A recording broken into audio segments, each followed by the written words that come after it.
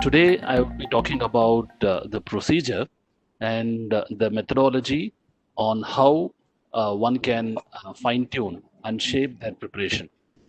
The first point that I wanted to cover today is why I use the word strategy.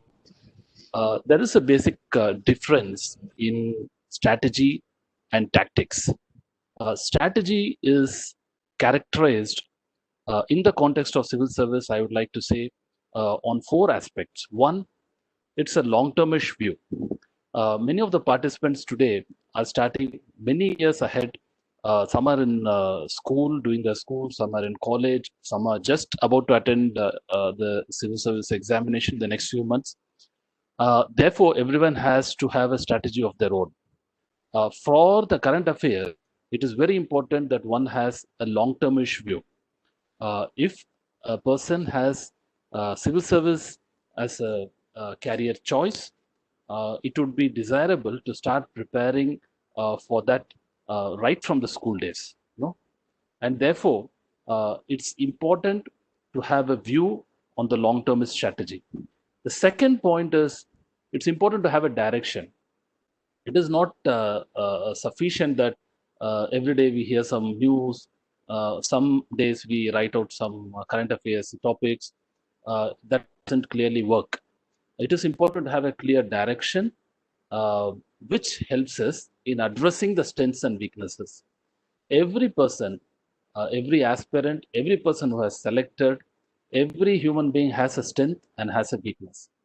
It is important to understand what are our strengths and weaknesses. For example, for in my case, I felt that the areas of IT or economics or finance were my strengths. My weaknesses I understood was in geography, world geography, ancient history, and therefore, once we identify the weaknesses importantly, it helps us in fine tuning.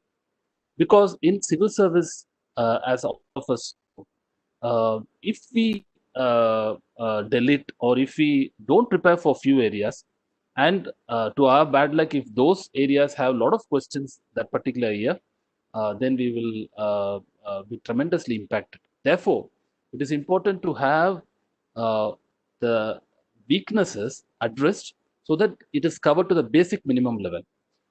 I would like to put it as exceedingly strong in strengths and survive your weakness.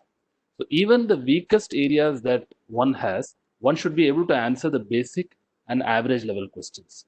So therefore, assessing one's strengths and weaknesses.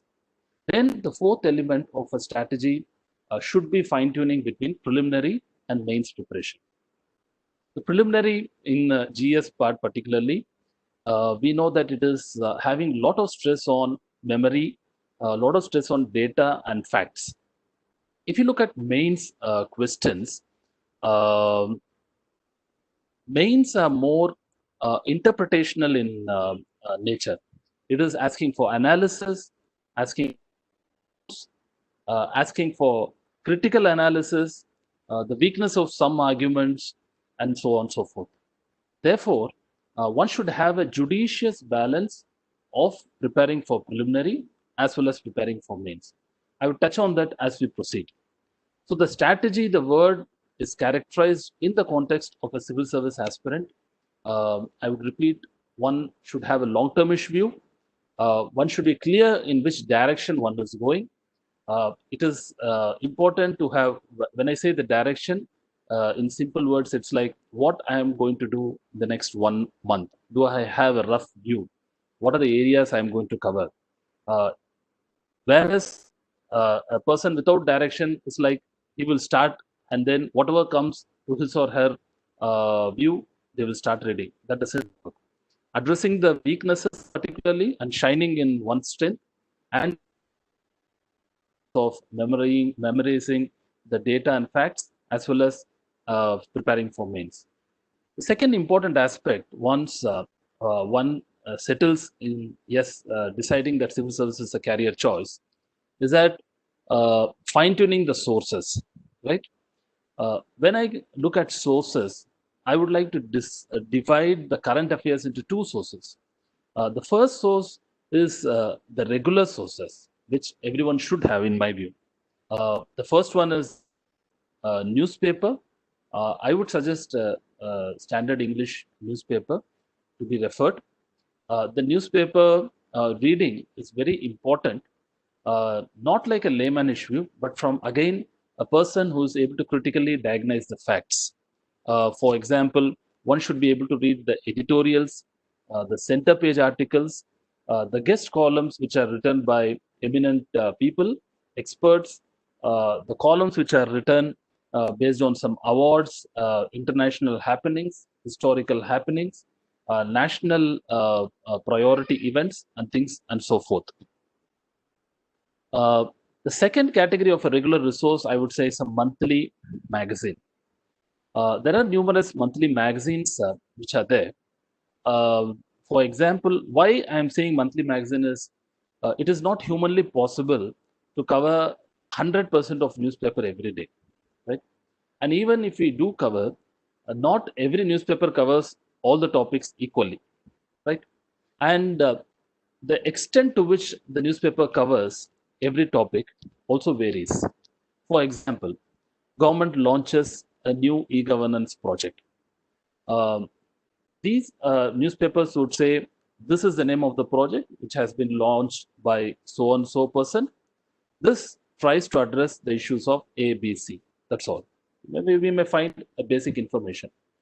But from the angle of a civil service aspirant, if we want to dig deep, we may not be able to find out the details of that particular scheme in the newspaper, because the newspaper is designed to cater to various audience, from a child to a very learned person.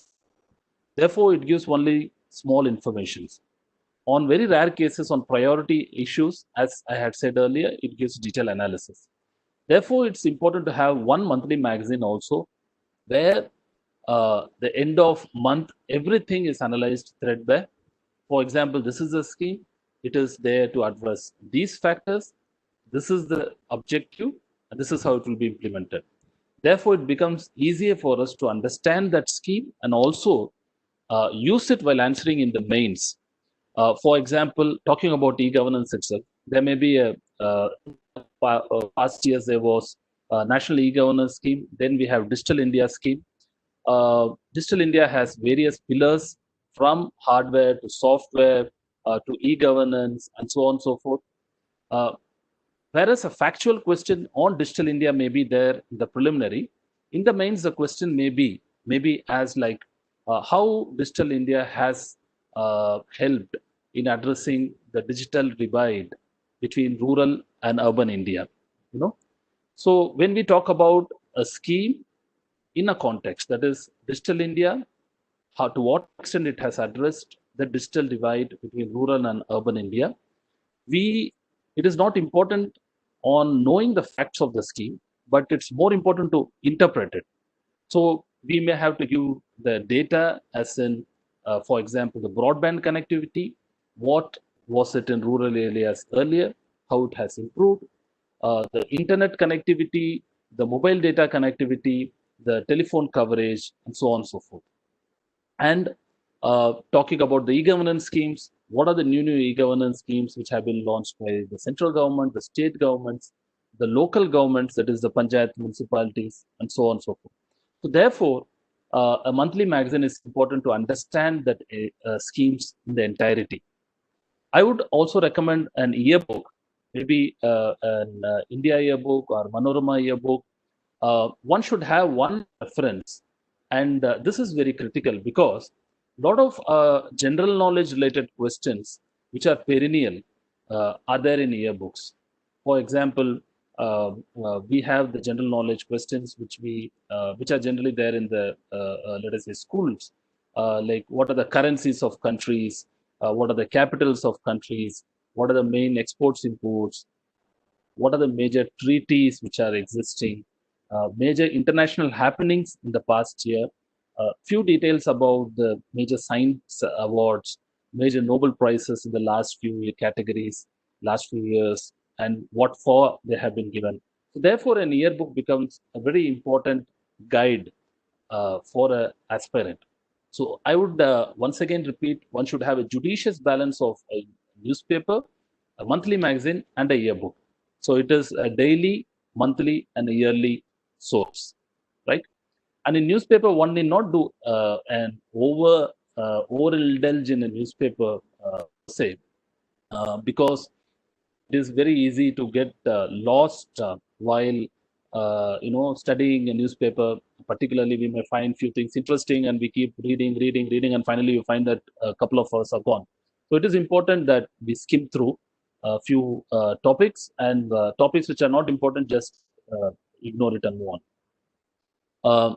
The second category of sources, I would like to put them under news channel discussion. News channel discussions, I would strongly recommend the DD, Doordarshan, or Lok Sabha, Rajya Sabha televisions, particularly the discussions on important national and international happenings or historical settings. These are important, particularly for mains and interview sessions. Because in an interview or in a mains, most of the questions are interpretational in nature, where one's views are asked, one is asked to diagnose. Therefore, one has to analyze the issues from all the perspectives. And that is what happens in a panel discussion. In a panel discussion, what happens is one person supports and gives reasons on why he or she is supporting that particular view. One person would say, no, one should not do that because of so and so reasons. So in a discussion, once they are active in listening to discussion, it is helpful in forming a view and appreciating the other view, why the other person is agreeing or not agreeing to a specific thought.